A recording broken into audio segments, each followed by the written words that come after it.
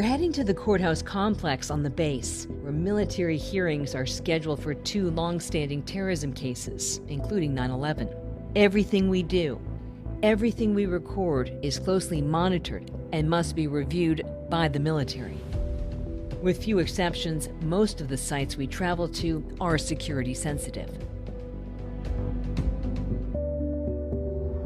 There are three courthouses here at Camp Justice. The oldest courthouse is behind me. This is Courthouse 1. It's been around for decades, but it's no longer used for the military prosecutions. The main courthouse is Courthouse number 2. That's about 200 yards over to my right. This is a high security courthouse that was custom built for the 9/11 prosecution. There are so many restrictions around filming that courthouse that all we can show you is the barbed wire perimeter. There's also been some significant new construction here at Camp Justice, Courthouse number 3, and that was completed at a cost of around $4 million. What's striking is that so many administrations have tried to shut down the operation here. President Obama signed an executive order 13492. His intent was to close down the detainee operations within a year. That has completely failed, and I think it showed a fundamental lack of understanding about the complexity of the legal questions here at Guantanamo. It all comes down to the CIA's enhanced interrogation program, what critics call torture, waterboarding, pressure positions. You just can't unring the bell on that time period. So that is the single issue, I think, that's responsible for grinding these cases to a halt, because there have been endless years of litigation about the evidence and what will be submitted to the courts.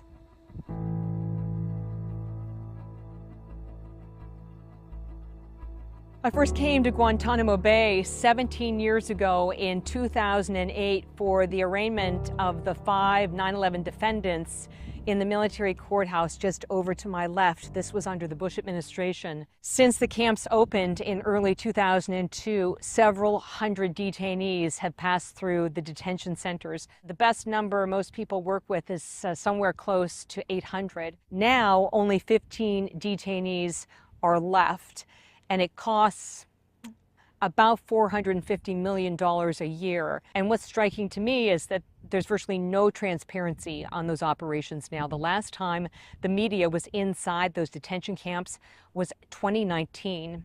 This is a huge contrast from when I first came to Guantanamo nearly 2 decades ago. When we did the tours of the camps, we really had a lot of access. We were able to see the outdoor recreation areas. We were able to see these indoor communal areas. We were able to see the art lessons that were given to detainees. We were able to see the television sets that were brought in so that they could stay on top of the news. So when you think about this big picture and you look at the taxpayer dollars, about $450 million, and that may actually be on the low side, a dated number, for the current number of detainees, 15 that are left, 30 million taxpayer dollars to keep each one of them annually. And there's no way to really assess whether there's accountability,